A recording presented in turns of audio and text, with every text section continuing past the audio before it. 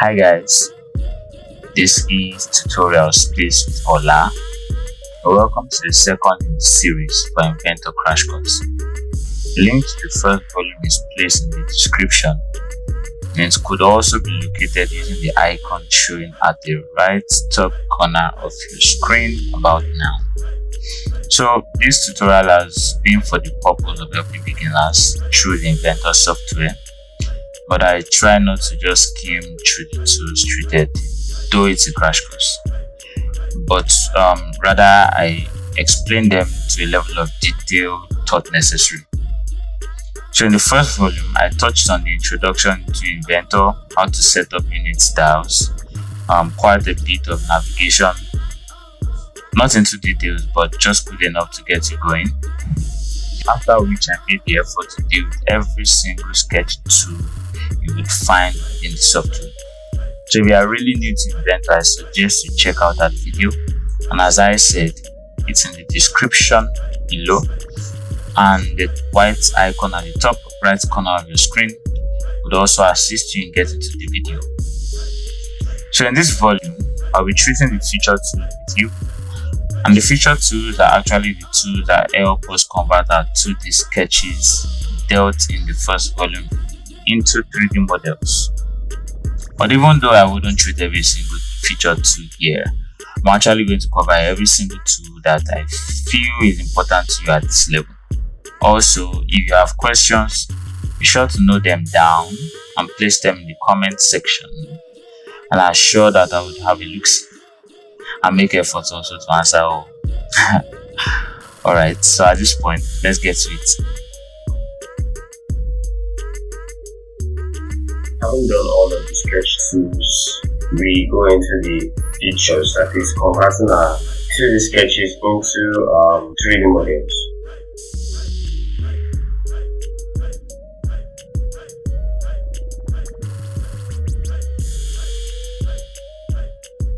So before we go into that, I would like to go over a few features here, which is this plane. Remember at the beginning of this tutorial, we had these major planes, that is the three primary planes, YZ, XZ, and XY. So you'll be confused as to which is XY, so you can just use this triad here to know how the planes are being oriented. So apart from these primary planes, we are able to create our secondary planes, that is customized planes, depending on the kind of features that we want to have, the planes that we want to create our sketches, and the directions we want the sketches to follow. So you are not going to be able to do a lot of things with just these three planes, so you need to be able to create your own planes where necessary, and that's where we come to these tools here. So we'll deal with a number of these, almost everything actually, and then I'll begin with this plane, or rather let me begin with this, the offset from plane. So this is simple, taking a cue from the icon shown here. We are creating a plane that is parallel to a previous face or a previous plane, at an offset distance from the previous plane or face. So what I simply mean is I select an offset on plane and then pick let's say this face. You need to know that we are able to draw on faces because the faces are also flat. They will serve as flat planes for our sketches. So I select on this face here, and I notice this window or this option that comes up, and then I'll insert the offset distance I want to create. So I say 20. You notice the distance between this face and this plane created. Now if I decide to change this to 50, notice the distance is larger. However, what if I want this plane to go in the opposite direction and not here? I could say minus 50 and then it goes in that direction. We're not restricted to only using this option. We can also select on this arrow and drag, but this is not going to give us accurate dimensions for our design, so you always get us just insert the dimensions here. So at this point I'll say 50 and then click on check. Now we've created this plane. This plane works like any of these previous planes that we had. So if I right click on this and say new sketch, I'll be able to create a sketch on this plane. So here, let's say something like this, and I finish the sketch. And I notice that this sketch has been created here. So that's for the offset from plane. So we could also select this kind of plane here and say another 50 this way. I could also do this offset, select this and say 50 again this way. I could also select this and select on an existing plane this way and say 50 again. So that's the offset from plane. Okay. Now over the next, we have parallel to plane through points. So this is very similar to the one we just discussed, which is the offset of plane. But in this case, we are still creating a plane that is parallel to the previous plane selected, but we are not inserting a distance discretely. Like, we're not just inserting a distance, but we are selecting a point, in this case, where the plane is going to be created. But mind you, the plane is still going to be parallel to the original face of plane selected. So this is what I mean. If I select on this and say this is the plane I want, right? So if you notice I have kind of a point here. So if I select on this point, you notice what we have here. The plane has been created parallel to that face at this point.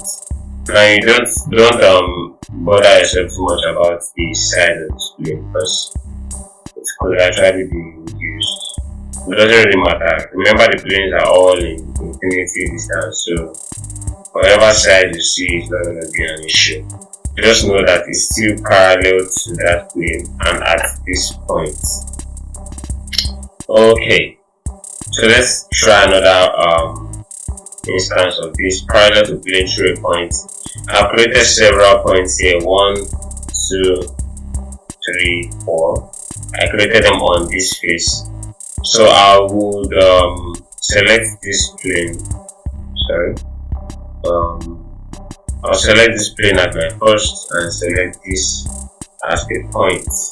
And I notice that this is parallel to that plane or that face at that point. So the tool is actually very straightforward. All of this tool actually. So I'll control this and then we go ahead to the next, which is mid plane between two planes. So what this means is that you select two opposite planes and then the Inventor software creates a plane at the exact center of those two planes or two faces that you select. So in this case I'll say mid plane between two planes and then I pick on this plane as the first, right?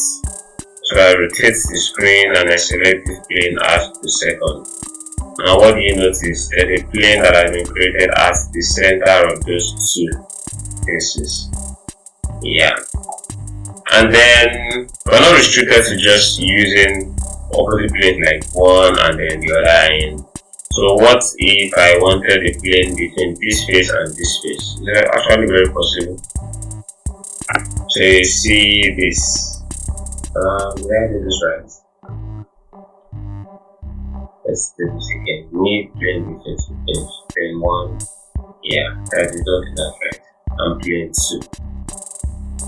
And I notice what has been created. It's a plane in between this and this plane. So you can actually also use this. There are instances where this would not work. Like in a case of, let's say, me selecting this plane and this face. Mid plane between two, so this and then this face. Does it work? It actually works. That's freaky. Anyway, so that's the mid plane between two faces. So we go over to the next. At this point, we will not deal with mid plane of torus, but in subsequent tutorials where we deal with all of this, creating freeforms and all of that, where we have torus and there are primitive objects here, then we can deal with the mid plane of torus. So we go straight over to angle to plane around edge. Okay, so how this works is we are required to select a face and then also select an edge. That plane or that face we select is rotated about that edge. So what we are required to do is to select a plane and an edge or a line or same as the edge. So I'll select on this now, and let's say it's this plane I want, and then I click on this edge here. And notice the angle given. So if I said 45, you notice this angle here. So what it did is I rotated this plane about this edge at 45 degrees. Now if I said 60, it's 60. Now you notice like the angle kind of increased. Now what if I wanted to go in the opposite direction, I say minus 60, and then you notice it's coming also in this direction. Okay, so this is the angle about edge, angle plane around edge. And then we also have the opportunity to create this way. Ctrl Z, angle to plane around edge. I select on this plane and then I click on this edge. So it's still the same thing as long as we select the plane and the edge. So let's say this is 35 and then we have a plane this way. Yeah, this way, as you can see. Okay, so let's try one more thing. I would create a parallel plane, offset plane from here at 40, and then say angle to plane around edge. So I select this plane and select this edge here. And say this edge here. Now you notice that the angle is taken from this edge. So if I rotate this by about 60, you notice what's happening. It's taking its reference point from that edge there. So that's how this tool works actually.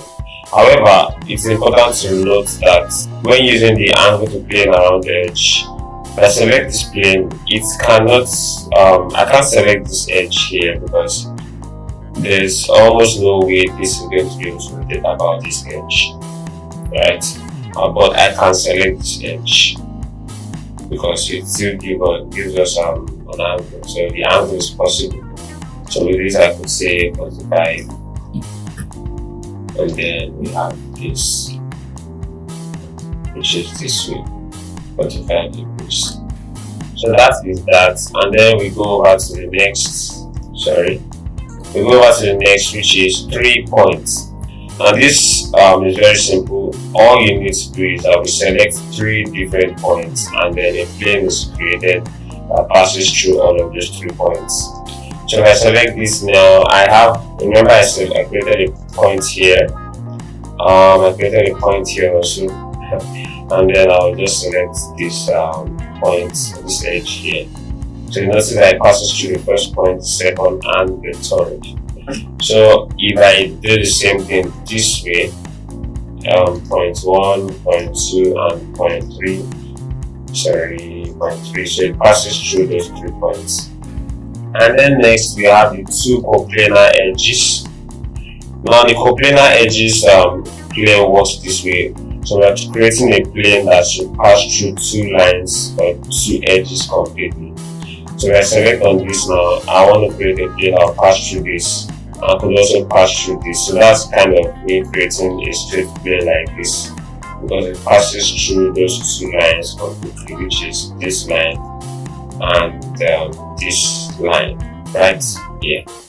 So but we could also make this even more interesting by selecting this line. I will not select this time around because it's just going to give me a straight plane. Now that will select it. So if I come all the way to this place here and select this line, now we have the plane that is going in this format from the top line, the top edge, passing through this edge here. So that is the 2 coplanar edge plane. that is this. And then we have the tangent to surface through edge.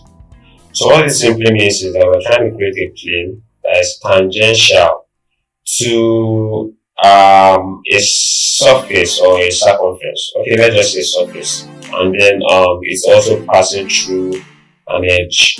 So I'll select this cylindrical surface here, and then I select on this edge. So it's tangential to that surface, as you see. Yes, sorry. So it's tangential to this surface.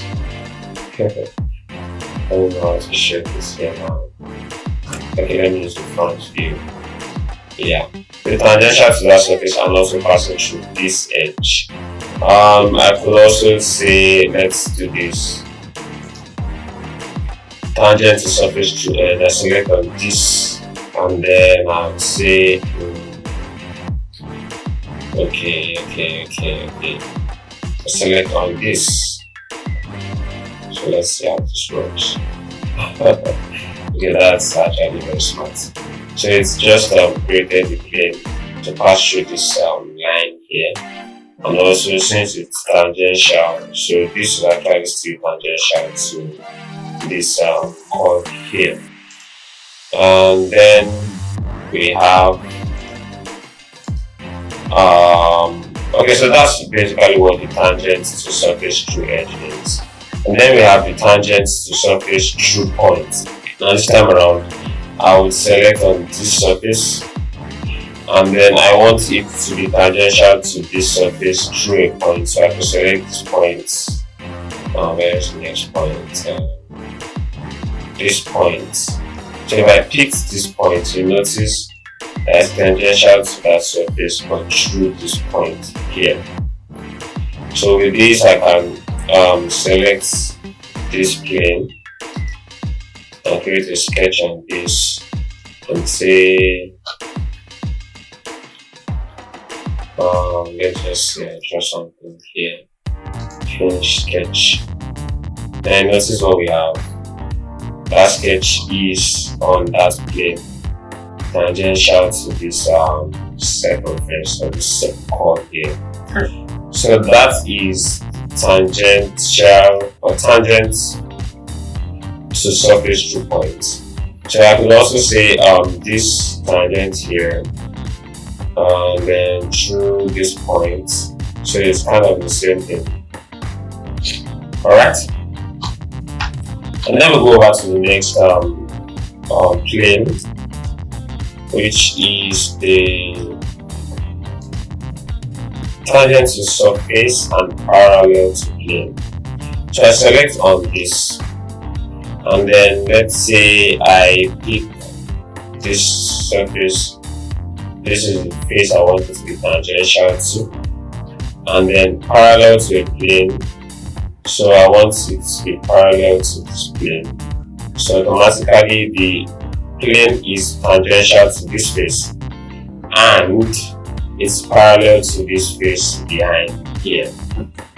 I simply hope that you are understanding all of these things I'm saying. But if peradventure you don't, then you can always go to the comment section to place your complaints or confusions, and then I'll try my possible best to reply everybody. And so, okay, let's do something like this. Now I'm taking the cat out of the bag, which is not nice. So let's say this same tool, tangent to surface and parallel to plane. I select on this surface here, and I want it parallel to a plane, so I say parallel to this. Now I notice what we have. That is tangential to that place, to that surface, and then parallel to this plane I selected here. And then we also have a normal to axis through points. So for this case, we are required to select an axis which the plane is going to be normal to. So by saying normal to, it means the plane is going to be at 90 degrees to that axis. So it's going to be like perpendicular to the axis. So, and then through points simply means that even though we are creating the plane to be perpendicular to this axis of selecting, I want the plane to be created at such points.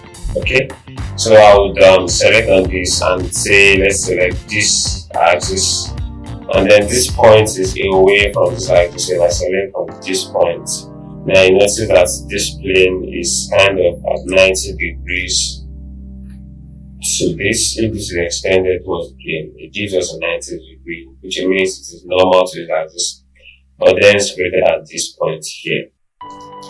So we could also do this, let's see, normal to this line here and at this point.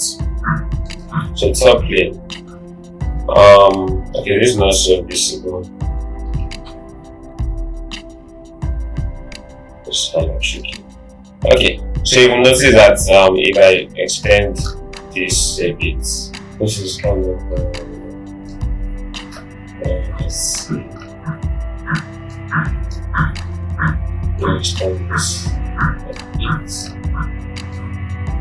Okay, so back to the top plane.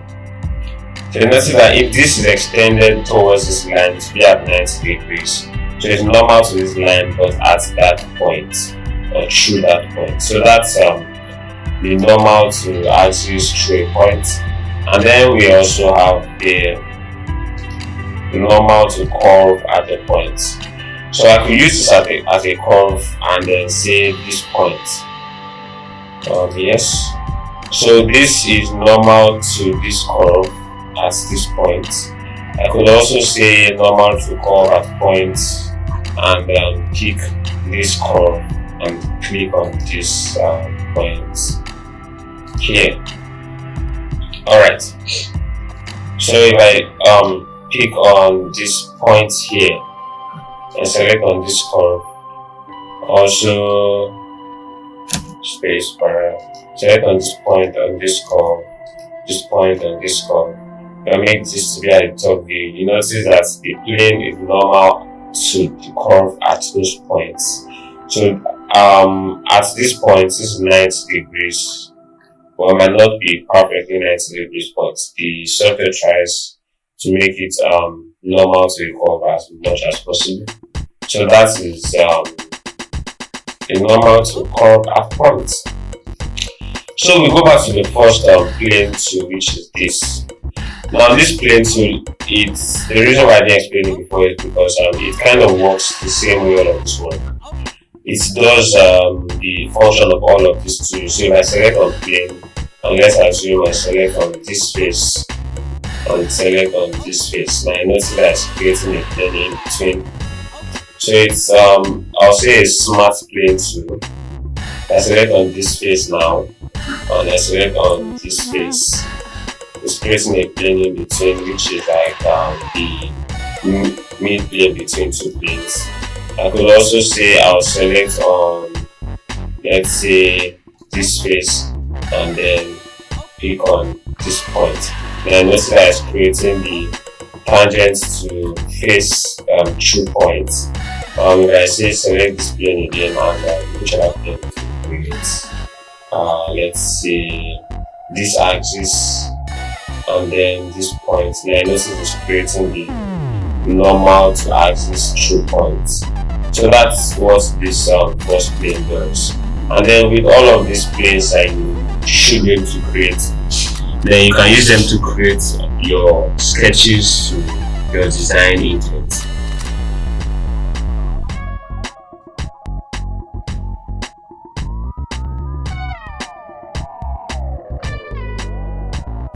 So having done all of this now, we go straight into the extrude tool, and we're going to explain the extrude tool in details simply because many of the functions or many of the things that we see in the extrude tool, we are going to come across them in all the remaining tools that we have here.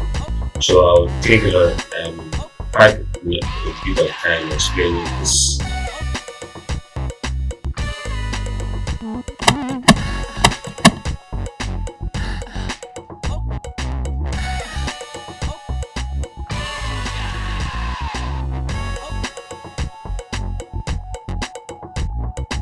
So over to the extrude tool, I will just move the sketch visible. So I already created the sketches here, and then this is the extrude tool we have here.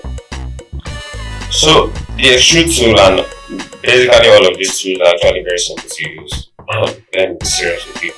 And then so what we need to do is, the only rule that you need to know about creating your extrusion is that you notice that me hovering into this space here, kind of highlighting this, and when I come here also highlighting it in a way, if I come down here highlighting it.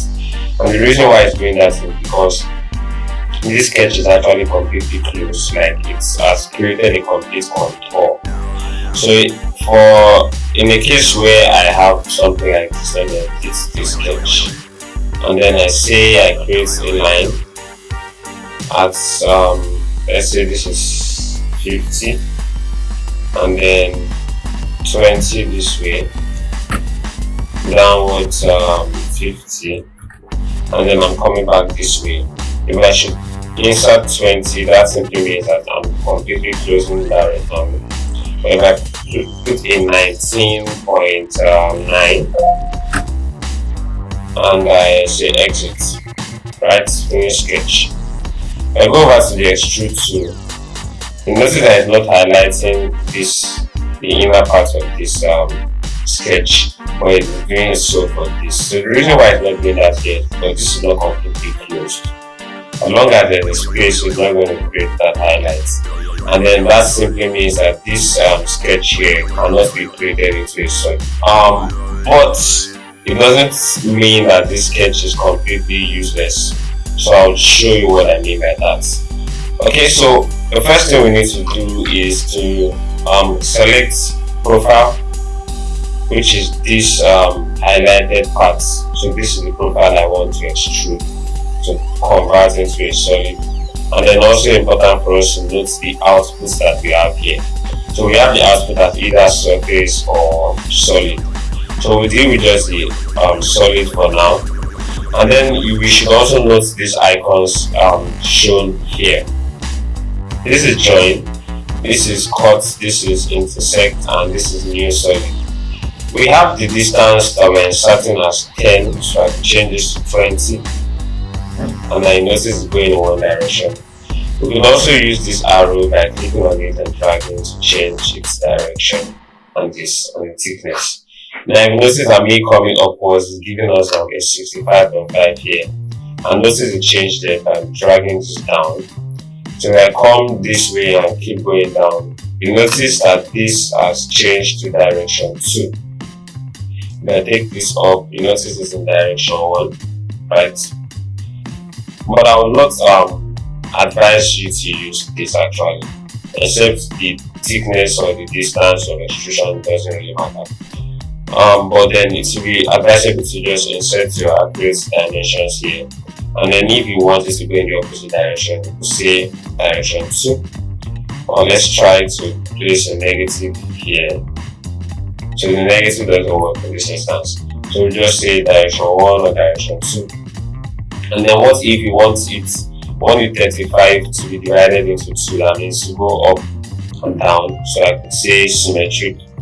So you notice that it's taking, I think this is 17.5 upwards and 17.5 downwards. And we could also say 2 directions as asymmetric, which simply means that we place direction for the part going in the upward direction, and then distance also for the one going in the opposite direction. So this should be something like 70, and this is longer than the one on top.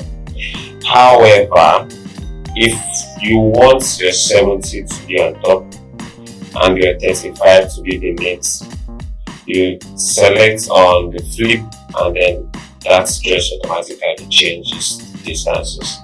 Or you could also come here to change it yourself, but I'll just do this. Okay, so having done this now, you notice that the sketches that were visible before have not been visible. And that's because the new extrusion feature has been created and the sketches are inside that extrusion. So the software assumes that you are done with that sketch and then the remaining sketches are not necessary. That's the reason why they are hidden. But you could go up to make it visible again, and then you can still create extrusions with all of the sketches here. So this time around I'll say extrude again, and I'll profile still. Now notice I'm only selecting this profile here. So what if I add also this profile, and this is what we have. So I don't want to do this. I'll just click on one. So let's say I click on this and make this to be about 50. Then notice it's just going to go up. Okay, aside that, I've explained all of this already, and then the distance. So what about if I wanted to say I don't want to insert the distance for the thickness, but I just wanted to go to the next feature or the next body?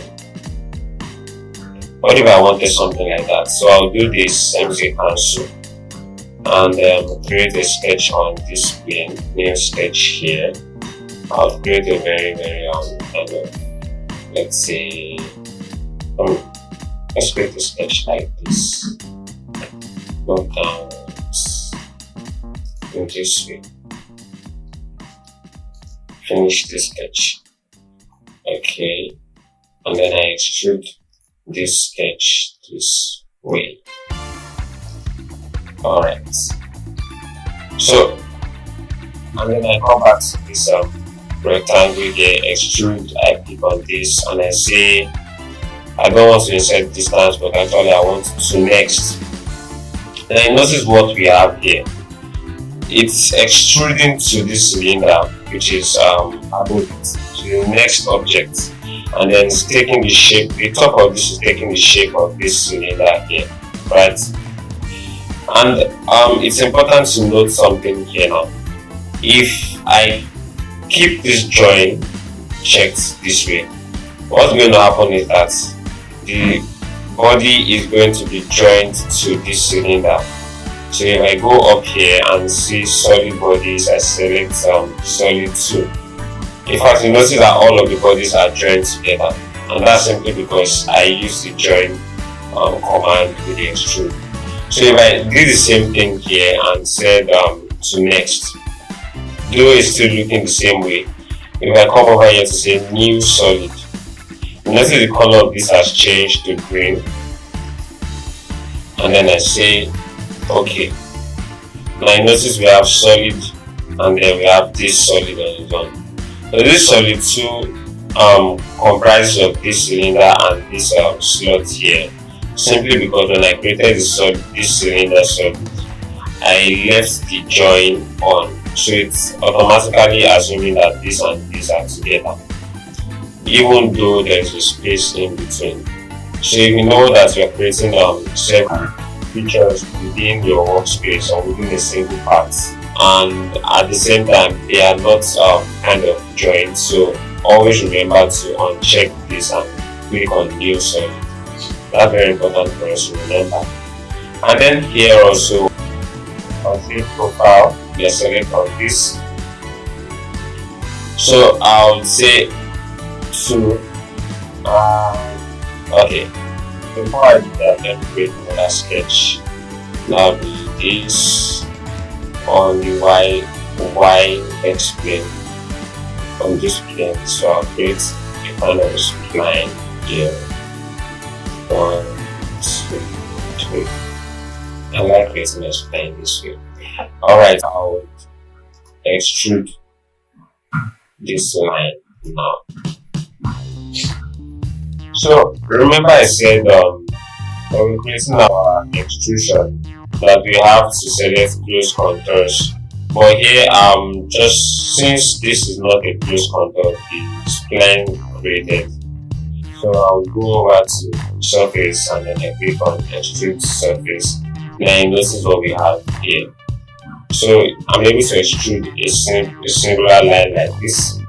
At the same time, okay, let me delete this body. Sorry, this feature here. I don't really know inspection features.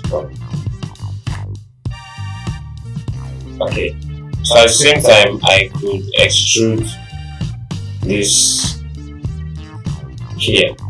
Remember that this isn't completely closed, so a distance of 30 is going to be like this.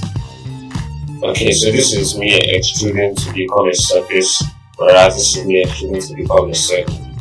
So in the case where we have the extrude to, and I select this way, say this way, new solid, and then I say up to, and then I pick on this. You notice it's kind of creating the same feature we had with the two next.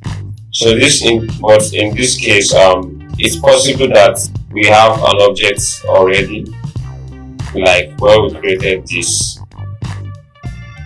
It's not my object. Say we have an object like this already, and then I don't actually want it to extrude to next, which is this. But I could say extrude to this next, but then I want it to extrude up to, I could say extrude to this next, but instead I want it to extrude to this one. So it bypasses this and goes up to the feature that's behind or the next feature. I don't know if you understand that. So it's bypassing this, which would have been to next, but then since it's not to the next I want, but to another feature above that. So that's why I use the 2, and then we have this way. Okay, so clicking on OK here is just going to create a solid for us. And so at this point, what about if we don't actually want it to be a solid, but we want to cut this shape through this cylinder? So what I'll do is I'll click on cut, and then what solid do I want to cut? I want to cut this solid. So now you notice that it's passing through this solid up to this, right? So I click on OK, and this shape has been cut through this place. So I come back here to say normal extrusion, this a new body up to this point here, and say yes. So the hole still remains here, and then I've also created a new solid that meets up with this surface here. Okay, so if I hide this surface feature, you notice the hole is still present. Okay, I want to extrude this right, and I want it to be between the first surface is, let's say I want this surface up to this surface, let's assume up to this surface, new body. So what you see here is that it's creating, I did not insert a distance, but then it's creating the extrusion between this and this surface.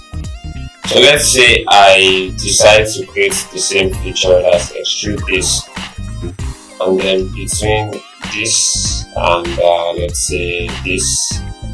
So I say a new body, and you notice that this profile has been extruded between this surface here and then the surface of this cylinder. And then also we have the controversy that make it this way. Extrude again, and then I would say this profile, I want the extrusion to go all through this. So I have to select the body that I want the extrusion to go on through, because there are several other bodies here. So I want the extrusion to go all through this, and I do not want it to join. I could say I want it to become a new solid, which is this way. So you will notice that the solid goes all through and then stops exactly where the cylindrical surface stops. So at this point, we've not talked about the intersect. So I could say intersect all through. This is the solid I want to intersect. Okay, and then I say this. Now you notice what's happening here.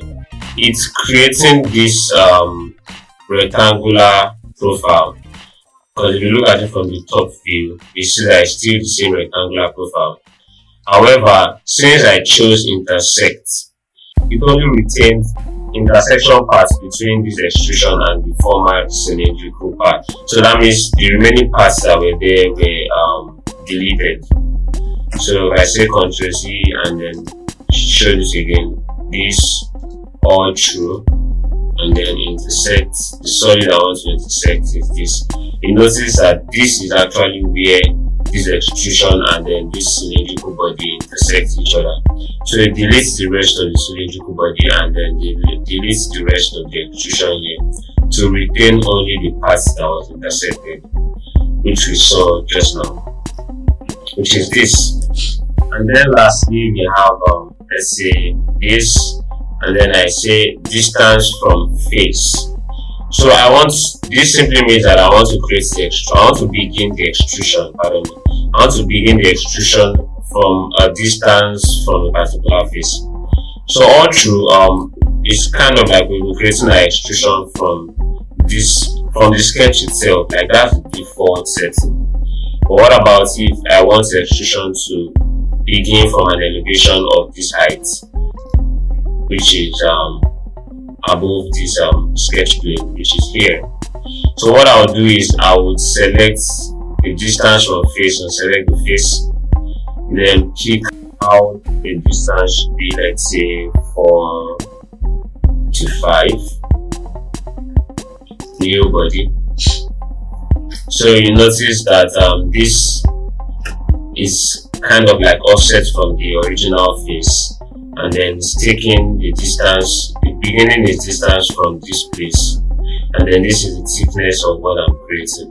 So I could also say in the opposite direction, but you notice that it's actually not creating the extrusion from this sketch here, but from this face selected here.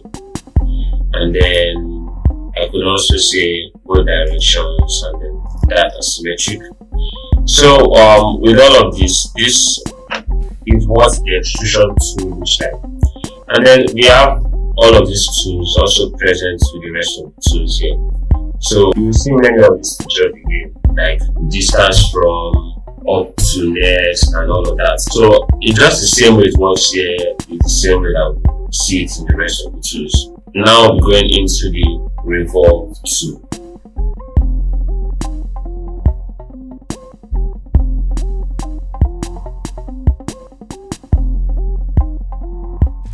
So now that we finished with the extrude tool, we're going to the revolve.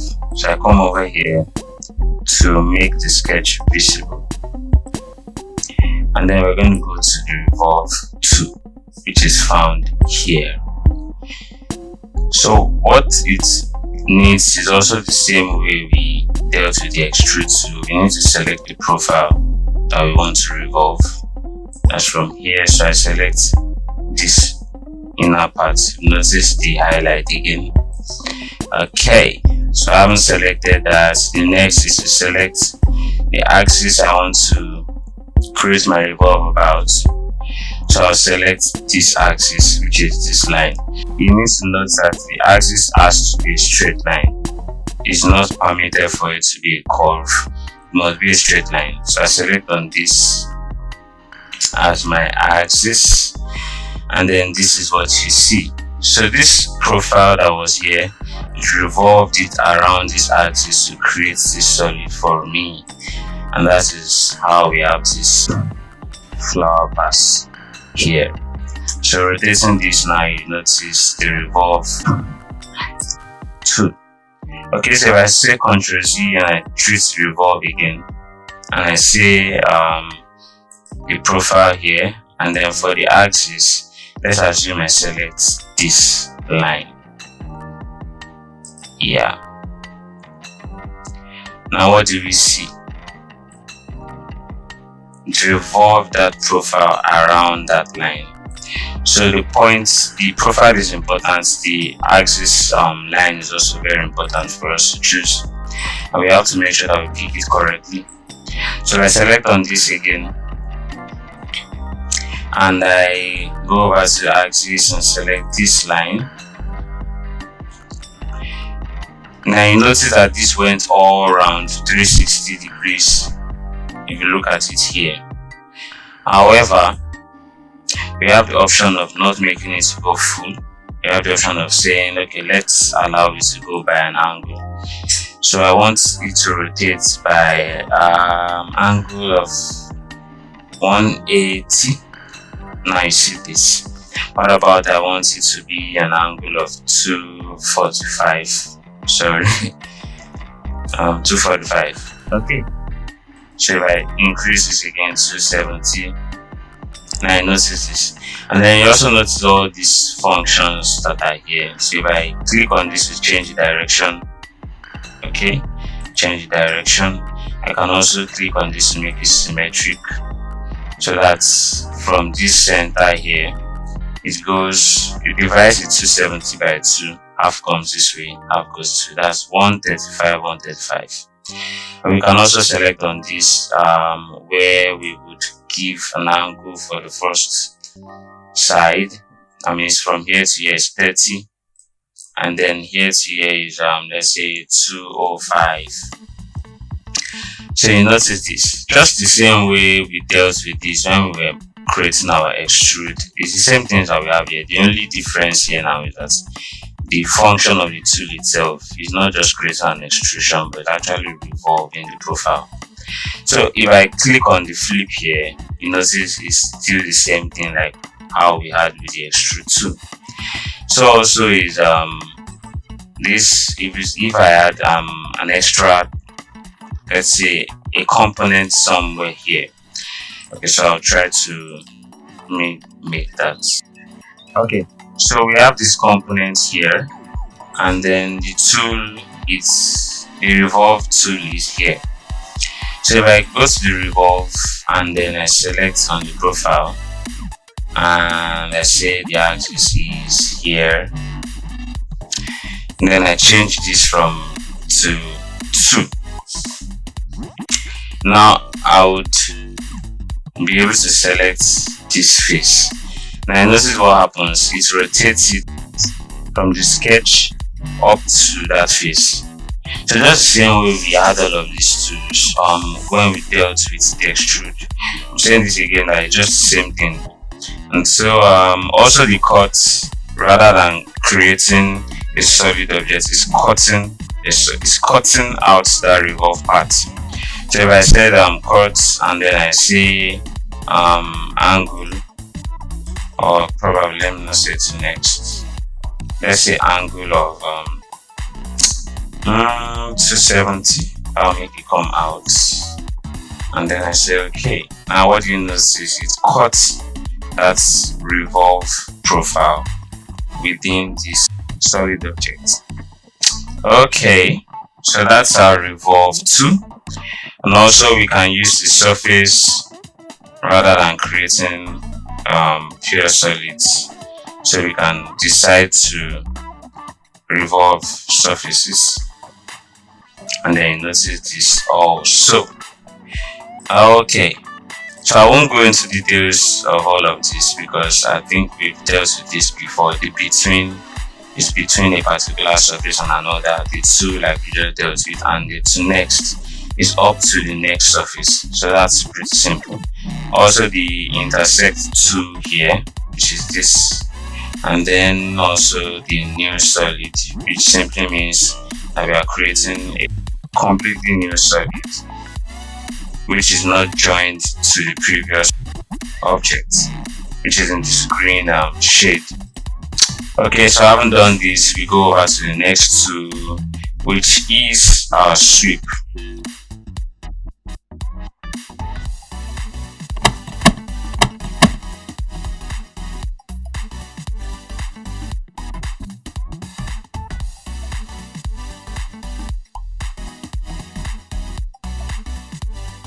Alright, so for the sweep tool, there's something very important we need to know, which is for us to create a sweep, we need to create a profile and a path. And we are already well aware that something like this is what we have as a profile. However, this sketch, which is not closed, will be the path for the sweep tool. So the best way I understand this is like you want to channel water from a stream down a path. The water is not going to flow into the through the path, except the path cuts into the water. So it's actually the same thing we have here. So for you to have a sweep feature, the path you are creating must at least intersect with the profile. I mean, it must actually touch the profile. So if you notice what we have here, this line, this is simply my own way of making sure that this touches this profile. And what I did was I simply created a convert entity or project geometry for this sketch. So you can go back to the project geometry which I explained before, and so once you have that, you'll be able to create your sketch that will give you this. Also, it's important to know that if you look at this makes sense that you're going to be able to flow through this part. However, if I decide to create, let's say, a sketch on this plane and say something like this spline, even though I'm drawing it from that profile, it is actually impossible for me to create a solid disc that is still going to sweep across this part. I think you understand that, right? So this, or the best way to say it is, this profile here would easily move across this rather than across this. So this sketch will not work for us, this particular one here. Wow, because it is parallel to the profile that we are drawing. But then when you have any other profile that is at least, as long as it's not parallel, so it should work. And also there's a way that the software calculates if it's going to have issues like clashing issues with sketches, that is the parts that is coming out of the profile. So by all means, it takes planning anyways, but you just try your best to make sure that this creates enough allowance for your profile to sweep across. So we'll go into the sweep tool and I say select my profile, which is this. So you take note that I did not select any of these points here, all of these parts. So I select there, and then I'm using the style of parts, the part style. So I go over to parts and I select parts. Now what do you notice? I say okay. I notice that that profile has been swept across or through that part. I notice that the same profile that is on top is also here. Alright, still with the sweep tool, I select on the sweep and I click on this circle as my profile. Now I notice that this time around we do not have those features here, the cuts at the sides. Then I also select my parts to be this, and you notice how smooth this goes. However, I can choose to say parallel. Now I notice that the end point of this is straight, the beginning point is also straight. When I say parts, then that aligns to the geometry of the part. If I also came here to say like probably 2 degrees, yes, so now you notice the taper is reflecting here. If I say twist, you might not really see it because this is perfect circle. But you understand when I put a degree for twist here, it's actually going to kind of twist the sweep feature. And then also we have parts and guide rail, parts and guide surface. So I'm going to switch on this visible. Okay, this one. So let's just deal with this. So a guide rail is used to guide the shape of the sweep function or sweep feature. Sorry, I'm mixing the feature and function, so just bear with me. So I go over to part and guide rail, and then I select guide rail to be this. Now you notice that rather than just keeping the profile of this, it actually extends to use the guide rail to change its geometry. And so this is pretty much very simple. And then if I say okay, and then we notice that we have created that with that guide rail. And then visibility, guide rail B, visibility. Okay, so going back to the sweep function, I select my profile, and then I say profile and guide rail. So this time around my guide rail will be selected as this, while my path will be selected as the center line here. So you will notice that nothing is showing, and that's because of the profile scaling we have here. And so the profile scaling just tries to scale up the profile that we have. So this is kind of increasing it. So I'll just select on this X, and then you notice what we have here. And okay,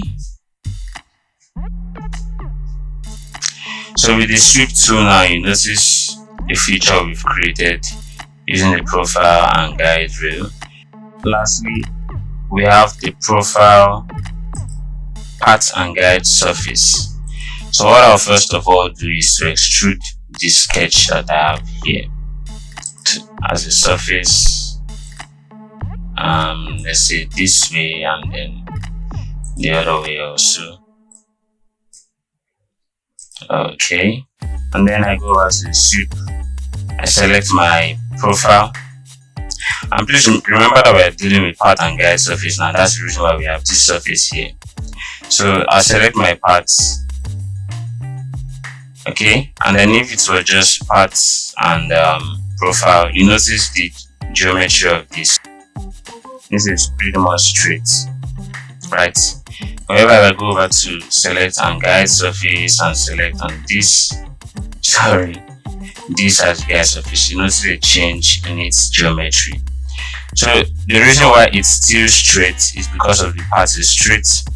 However, due to the fact that this surface is kind of curved, that's why we have this coming down. You notice it's kind of inclined downwards, and then this is also showing like it's inclined downwards.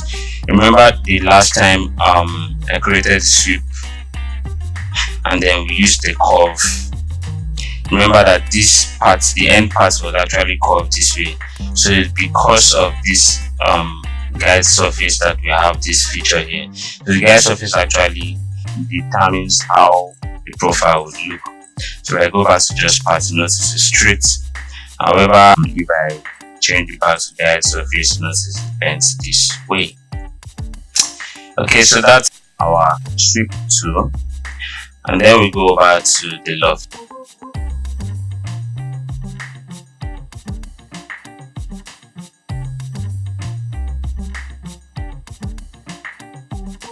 Okay, for the loft tool, what it does is that we are trying to merge two different profiles to form a solid.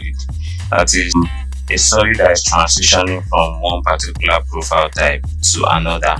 So for instance, like in this icon, it looks like a transference from a circle here to something like a rectangle.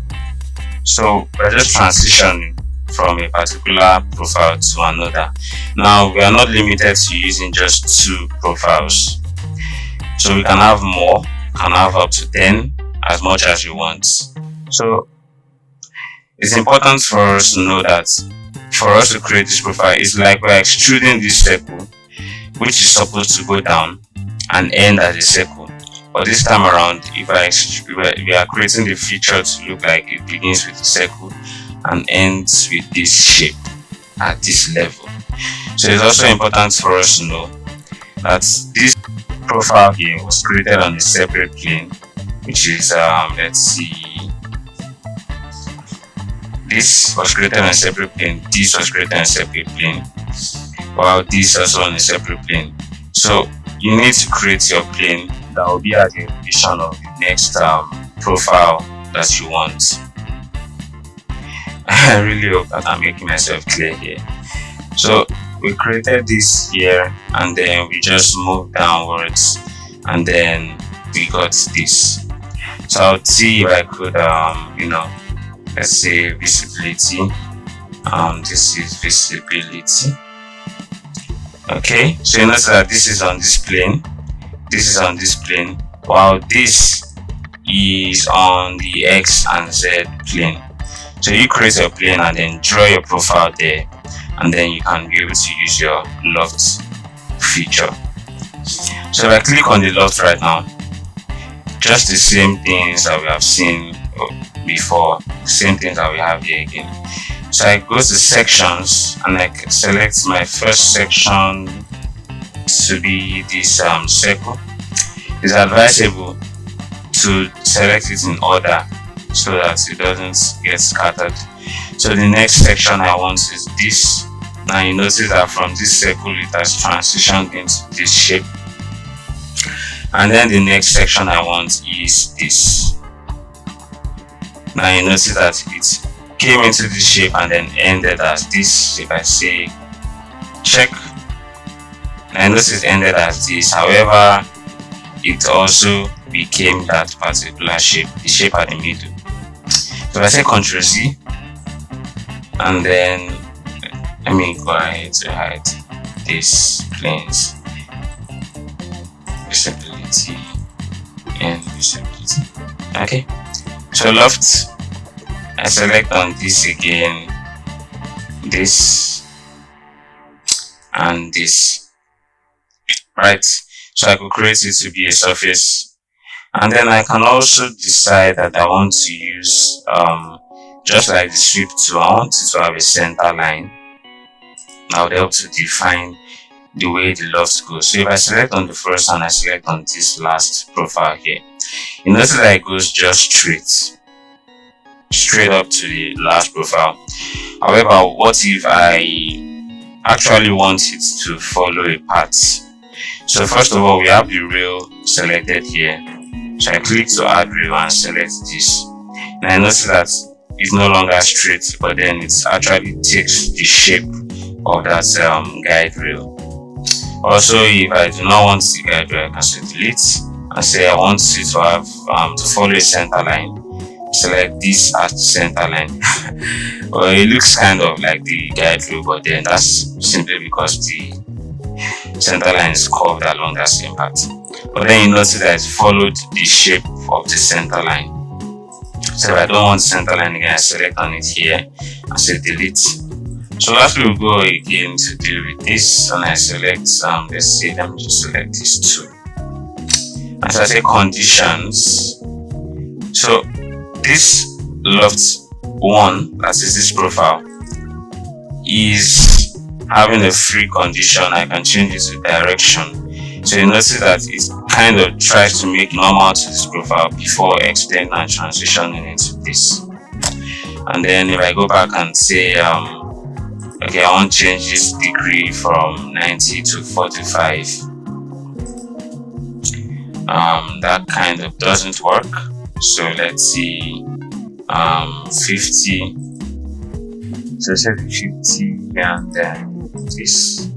So you notice the 50 and all of that, they do not work for this. Like what I said, it tries to make it normal to this profile. That's for Loft section 1. And normal simply means that your angle is at 90 degrees. So that's why we have that. So if I take this back to free condition and I say the second section should be the one at 90 degrees. Now you notice that it tried to make it normal to this section here. So what about if I set the both of them? So you see this. Okay, we'll just deal with this, and then I can say okay, and then we have a solid feature.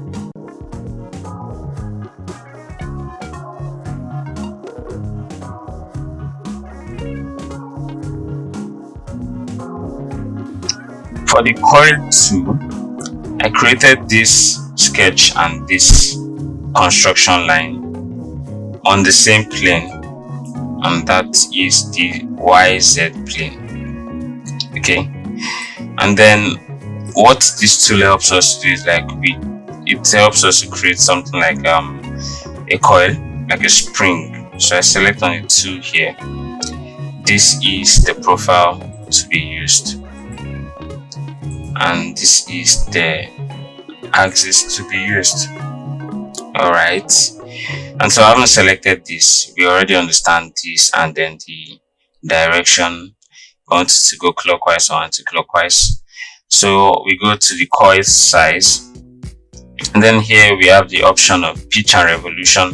So this is where you get to choose the characteristics to create your coil. So selecting pitch and revolution, I could say the pitch is, since 10 looks very small, let's say 200. Okay, so the distance from this point to this point is 200. I want it to go, the revolution to be like thrice, and so we have here. And now if I want to create a taper, I can say 2 degrees, or let's say 20 degrees, and if you want it to go the other way, minus 20 degrees. So since it's pitch and revolution, we've selected all of this, and then the part has been created. So this is just like the sweep, but this time around the Inventor software is one creating this part for us. So I could also say, rather than choosing pitch and revolution, let me use revolution on height. So the revolution is 3 times the height. The overall height of the coil should be about 700. And notice this. If I said 300, and notice this. So if I say 500, you see this also. So these are just characteristics. You can pick them anyhow you want to pick them. It doesn't really matter, as long as you know what you want to do. And then, so in this instance now we're selecting just the pitch and height. So with the pitch and height, the software is going to know how many times you're going to revolve using that pitch to get to the height. So since the pitch is this and the height is 500, that simply means it's revolving 5 times. And then we also have spiral. So the spiral doesn't go all straight down like a coil. So this or like a spring, but this time around just creates a spiral this way. So also you can use pitch of 100. So let's say I choose 200 here, right? And revolution 3 times. So I'll go over to use the pitch and revolution because I think I would rather prefer to see this. Okay, and then I click on coil ends. I want the end to be natural. So you could also say I want the end to be flat or just natural. So if you notice, this is natural. It just ends at the same once the 3rd revolution is over. If I say flat, so you notice that this is kind of creating a transition angle for us. So we say 45 or 23, any degree you want. So I'll just use natural here and say okay. Now you notice the spring has been created, or should I say the coil has been created. So also, if we decided not to use a coil this way but actually a spiral, that would be, sorry, here a spiral with this, and I say okay, and notice what we have. So this is our coil 2, and then we go over to the emboss 2.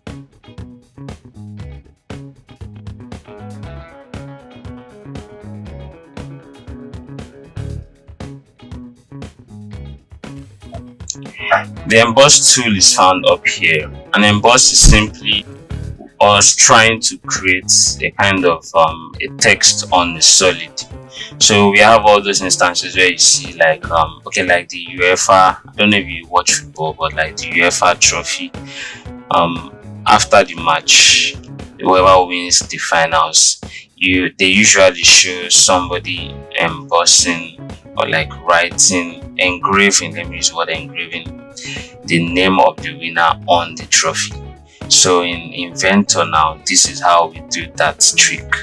So what I've done already is I've created this solid which we see under, and then I also created this plane, which is this embossed text plane, and then I created my embossed text on it. So you remember where we created text from, which is here, and then after creating the text, I rotated to align it properly the way I want it to be. So I've positioned it properly to be at the center of this solid, which is my desire, so that this should come out fine. So at this point, I go over to the emboss, and then the profile in this instance is this embossed text. So I select on the text, and then we have the option of saying if you want the emboss to be like creating the surface or cutting into the surface. So I would say I want the depth to be about 20. Let's say this is the face I want, and say okay. Now you notice this is trial of emboss, which we have here. But if I say Ctrl Z and say emboss, and then I want this to be of a depth of 3 this time around, and then I click on wrap to face, the face I want it to be on, that is this, sorry, this face, yeah.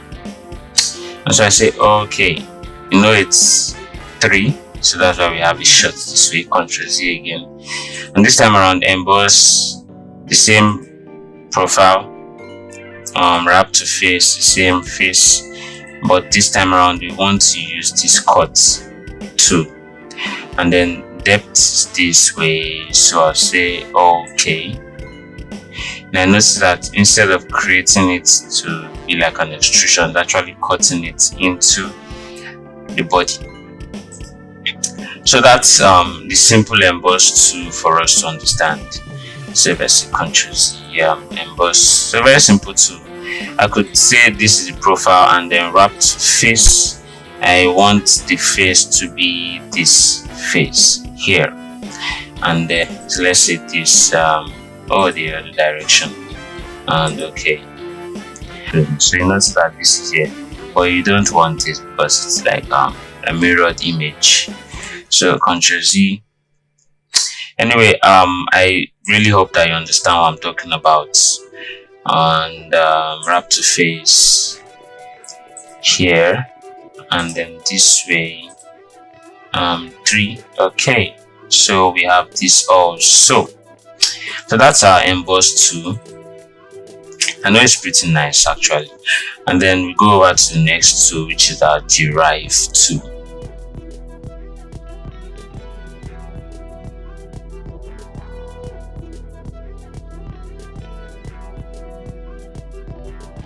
The derive tool is used to create a reference document to another, and then so I'll just go ahead to demonstrate this.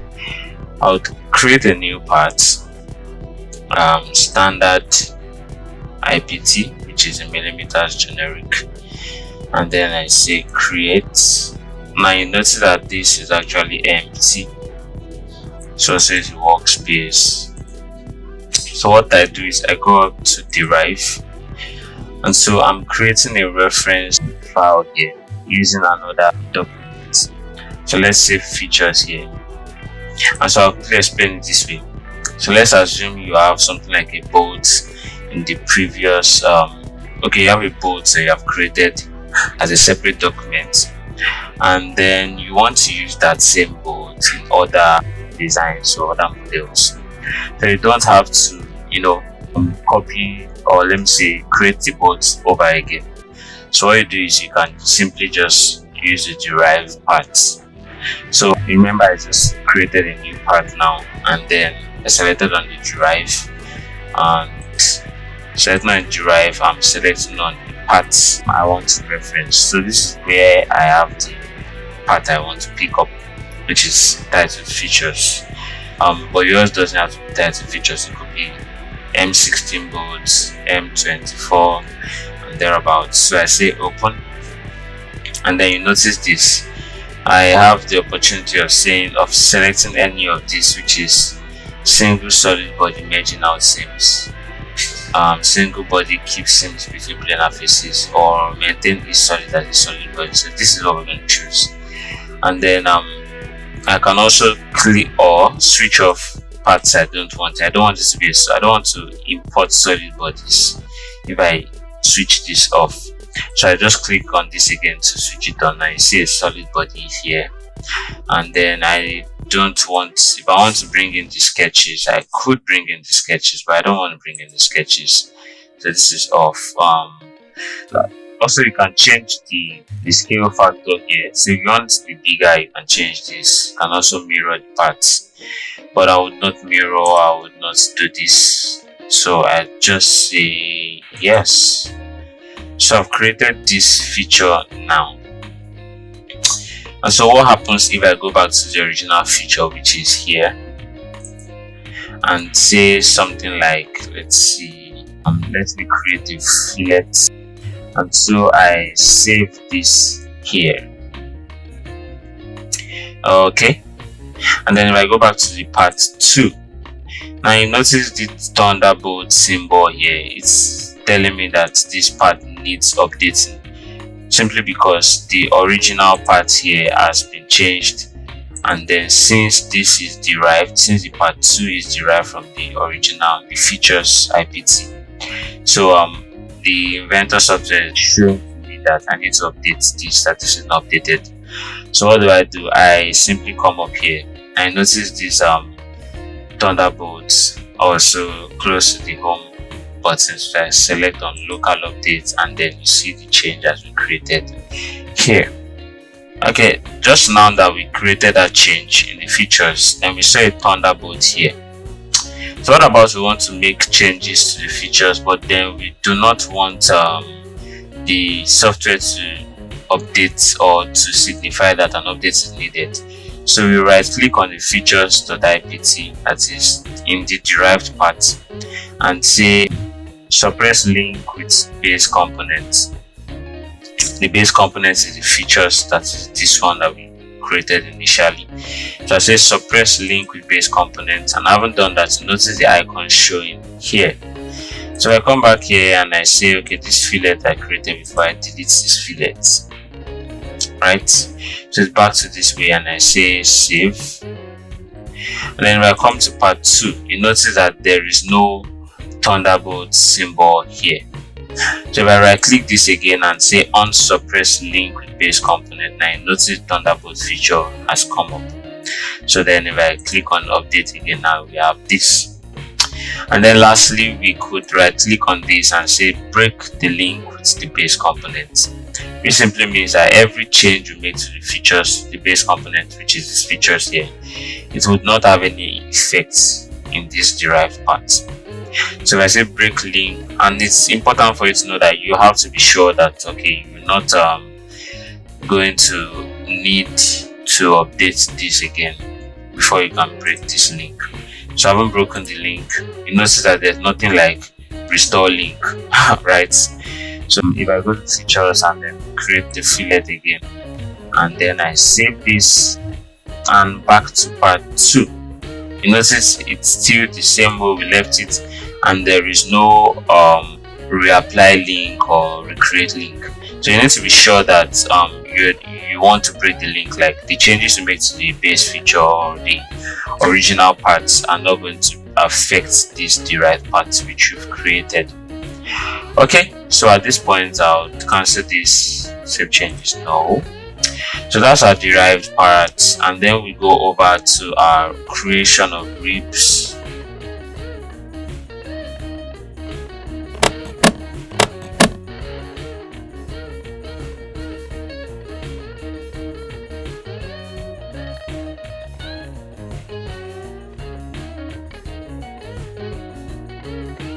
A rib is used to create a structural support for your parts or your design.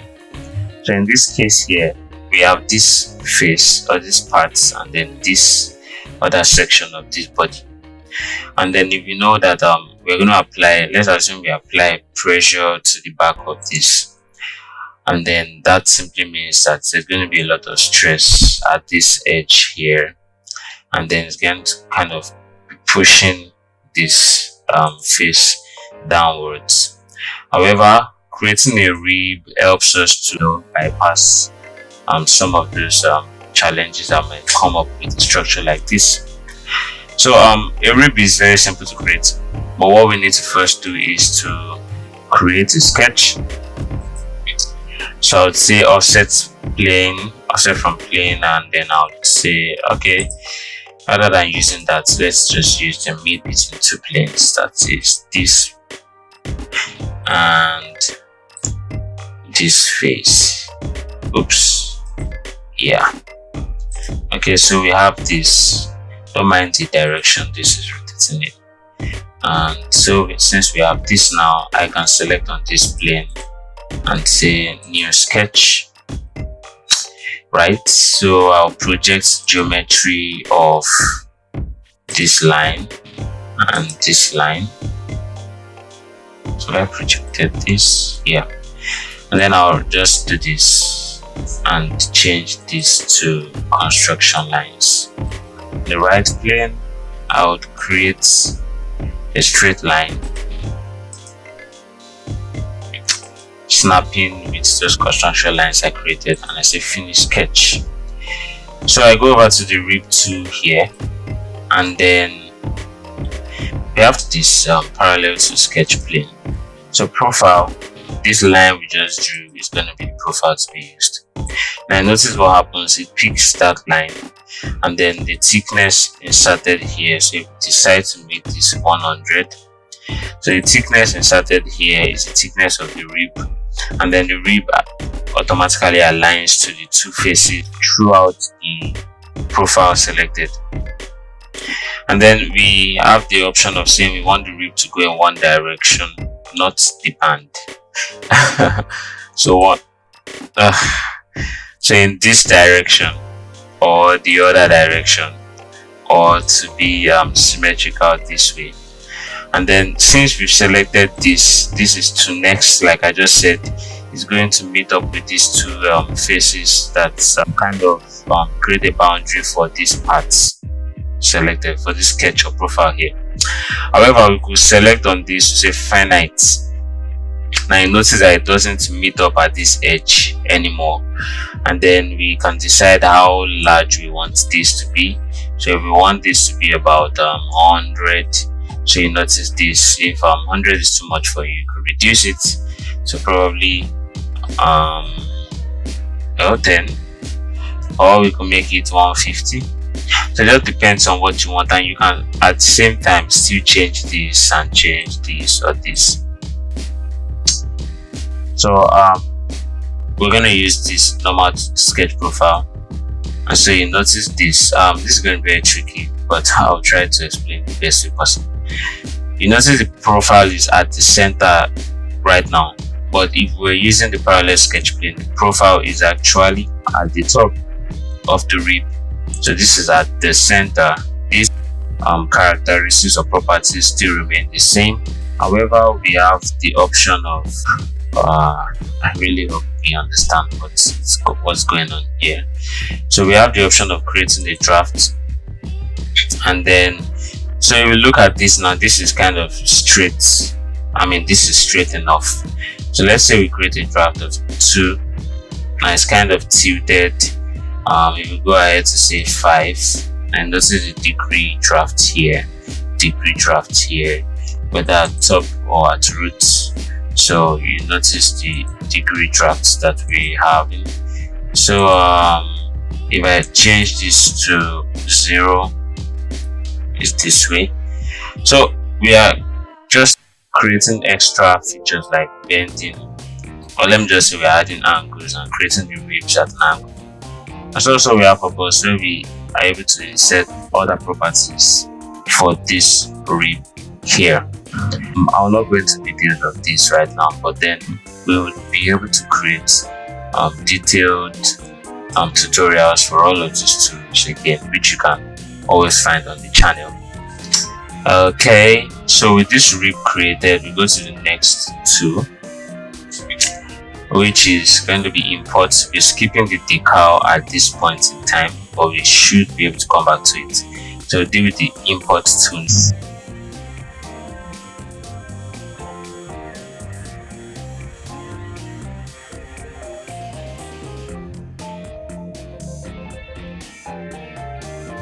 The import tool is here, and we use this tool to insert or import CAD files that are not Inventor, because if it was Inventor, we could easily just use the Derive, or we just copy document parts into another part and then we just edit. But this time around we are importing from something else, which could be SolidWorks, I think 3ds Max and all the rest. So here now, this is in SolidWorks format. So I select on this part to import, and say open. Okay, so do I want to retain the reference? Yes, I want to retain the reference. And this simply means that if I go back to the SolidWorks software and edit, the changes I make there are going to reflect here in the Inventor part. But if I select on convert model, this simply means that like creating an entirely different part from the SolidWorks model. So no change created there is going to affect this. So at this point I must say reference model, or let's just say convert model, since this is Inventor, and then it contains solids. So I check on solids. If I do not check this solid, it's not going to import the solid parts of that file. So it also contains surfaces, so I check on surfaces. So that means what we expect to see when I click on OK is going to be some parts solid, some parts surfaces. So since wires are not selected, we will not be expecting to see any wire. And so I say OK.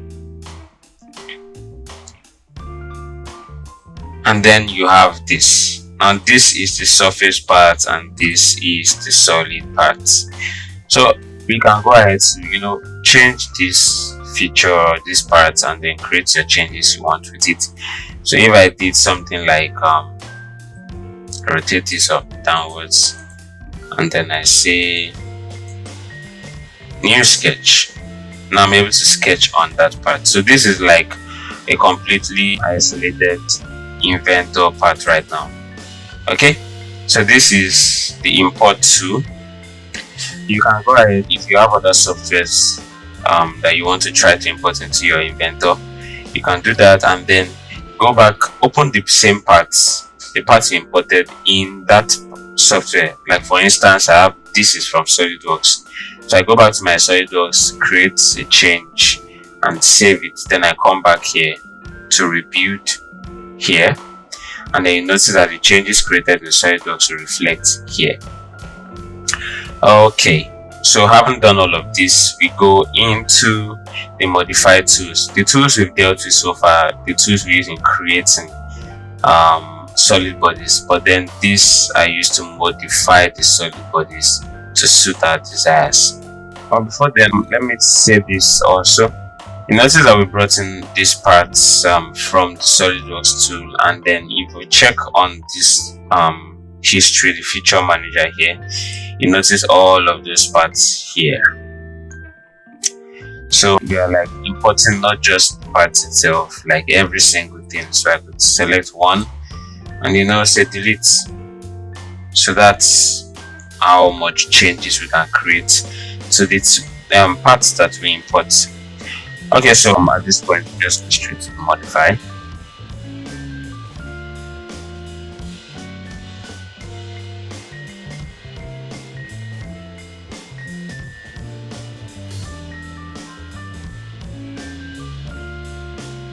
So we begin with the hole tool here. The hole tool is like an automatic tool used to create basically just holes, but then this time around the holes are not just restricted to just a straight cylindrical hole down. It actually has specifications like we see here. Now we have different types of holes. We have simple hole, we have the clearance hole, taped hole, taper taped hole, countersink seats for the holes, spot face, counter bore. So we select all of these.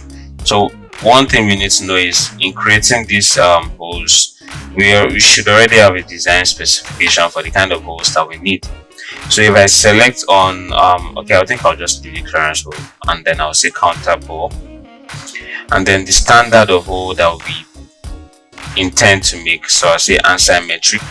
The fastener type with hexagonal head bolts, head machine screw. So I'll say hexagonal. I'll just keep it at this, and then let's say something like M10. The feet could be closed, normal or loose, and these are things that we should already understand with mechanical fastenings. So all you need to do is you're just selecting on the options that you want. So you notice that I've been selecting all of these ever since, but then we don't really know how it looks. So what we do is we select positions here, and then I already created this sketch on this face, and then also included these points. I know we remember how to make the points, and then these are construction lines. So I select these points, and then this point. Now I see that these are very big. So I think M10 is large, so I say M6. M6 is not bad, so to go over to M5. Okay, so M5 will be it. So notice also the radius or the diameter, sorry, of the hole. The fit is normal. If I say close, kind of gets tightened a little bit. If I say loose, it loosens up a bit. So we'll just keep it at normal, but it depends on your design spec. You could also say this is taped hole, right? Or just say this clearance hole, and then I could say countersink. So here we have termination at distance, and so we can insert the distance here by saying we want it to be deeper than this, probably like 25. Now notice there's a change in this distance. We could also say we want it to go all the way through, which is through all. And then we could say we want it to go up to a particular point. Now remember the 2 we dealt with when we were talking about okay, you know what, let's remove one of these points here.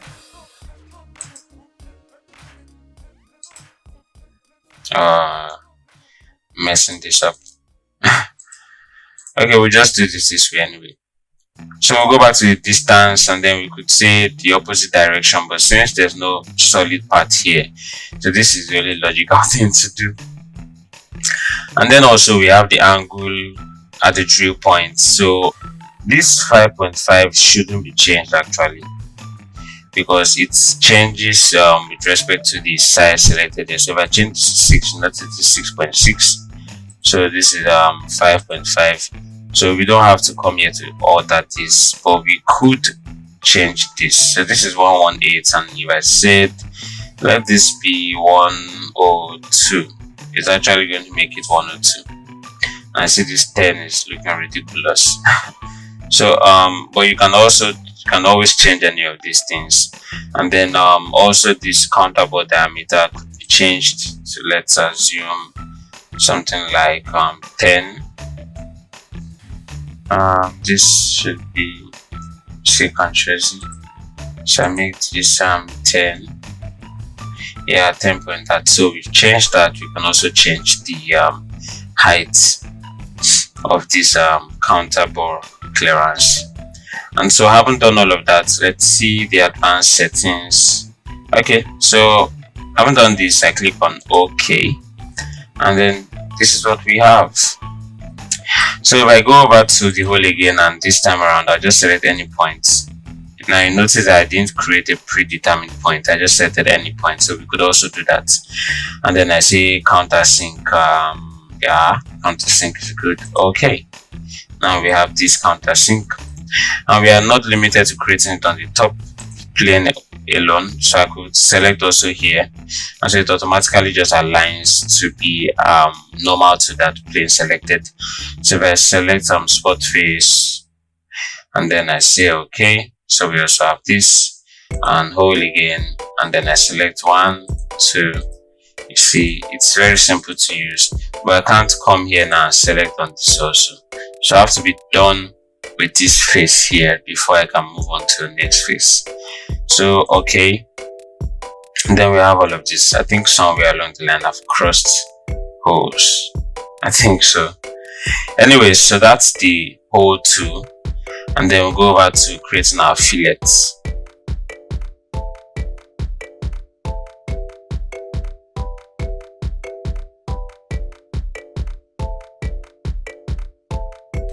For the fillet 2, we are using this to convert sharp edges into curved edges. So if I select on the fillet here, all I need to do is select the edge to create the fillet upon, And then having selected that, I come over here to change the radius to probably, let's say, 9. And you notice that this is bigger. I could also click on this and say add this to it, add this line to it, and add this point to it. I could also add this point to it. Now you notice that we're creating the fillet on all of these edges that I'm selecting. Okay, so I'll delete this for delete this. I can also say loop. So rather than selecting the edge one by one, if I click on loop here, you notice what it does. It's going to help me to select the entire loop.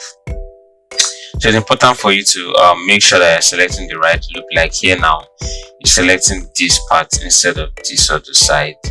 So now I have this side, so I can select this, and we have the fillet here.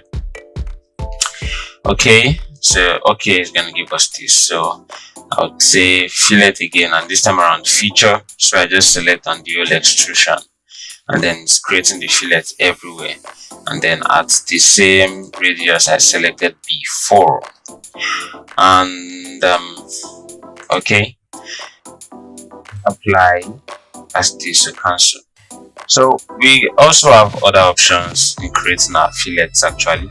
So if I said face fillet, select this face and then select this face. Now this time around, you know, I did not select the edge, but instead I selected two faces, and then I'm able to insert the radius also, just like before. Okay, and then if I say apply, then we have this. So cancel this and Ctrl Z. I also have the option of choosing full round fillets, which needs me to select three faces. Now this time around, side face set 1, so this is this face, and the center face is this face. Then if I rotate this downwards and select this face, now you notice what it does. It creates a fillet across those three faces. Now for this particular case, you don't need to insert any radius, because the fillet can only be one type of fillet actually, because this is like tangential to those three faces selected. So if I say okay, we have this. So I'll say Ctrl Z again, and then we go back to the fillet and say variable. So go ahead to select the edge again, and this time around, you notice that we have the same radius across the entire edge. But what about if we actually want different radii? I think that's right. I'm not so sure. Anyways, but we want it to have variable. We want the radius to vary across certain distances. So I can say 0.1 here. I can just select different points, and then I say the start point is 0, the end point is 1. This 0.1 here should be at 0.2. I noticed it shifted. This should be at let's say 4, and this should be at 0.75. Now I have the opportunity of saying okay, so the end radius is 6, the start radius is 6. Let's make the start radius 3. Yeah. The 0.1 radius, which is here, to be about 4. You get that, right? So 0.3 radius, let's make it 5. So that's smaller than the 0.2, which is here. And then the end point, let's make it 7. Now notice that we've created radius of fillet here, but at varying radii. I really hope I'm saying the right thing. So that's for this. And then with this, you can pretty much do anything you want to do with your fillet too. And then at this point, we go to the next, which is chamfer.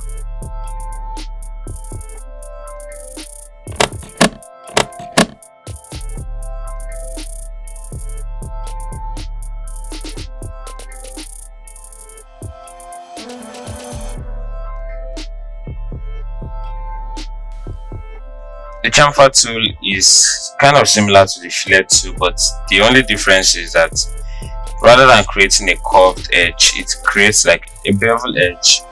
So selecting on this, and then we have three different methods to create our chamfer, which is either the distance and angle, or the distance, two distances. This is just distance, sorry. So I select this just distance and I say this edge here. Now the distance I select is 7. Now what it does is that it measures 7 from this line this way and 7 from this line downwards, and then cuts it where cut it at those points. So that's for the distance method. And then we also have the distance and angle method. Okay, so I select the face first of all. Yeah, so the distance I've selected is 8, right? Now what edge do I want to use? So I select this edge, and what it means is that, so at this point you will not really see it here, but it simply means that we are creating the chamfer from this edge towards this face at this angle. So this is 45 degrees, which is not going to be really visible. So if I say 60 degrees, now you notice this, right? So what if I said 15 degrees? Now I notice that this is 15 degrees. So it's creating the chamfer from this edge towards the face selected at the angle imputed.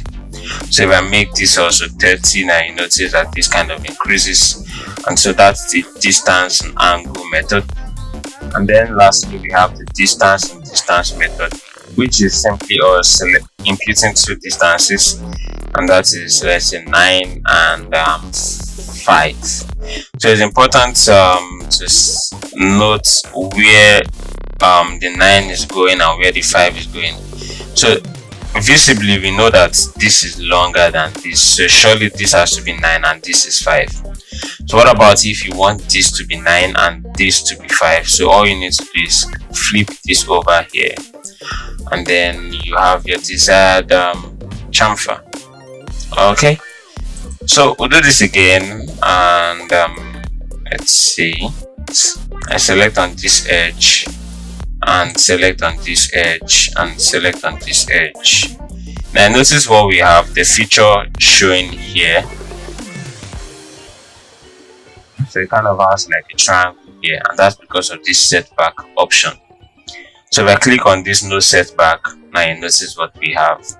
So all of these tools are actually pretty simple and very easy to use. So this is how our chamfer works, and then I really hope that you'll be able to use this to do really cool stuff. Okay, so now we go over to the shell 2.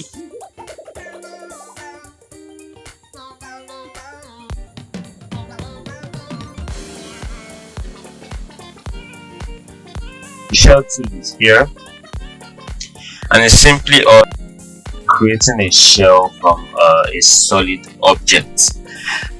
So it's like chopping out or carving into this object or whatever object we have. It doesn't have to be sharp edges like this. So I would select remove faces, so I just select this top face. So that simply means that this top face will be open because I selected the face to be removed. I could also select on this and notice that these two faces would be removed. However, if I just click on the shell, you notice there's kind of this highlight within. So the shell has been created within all of this, but I did not remove any face. So selecting this, now I could remove this face.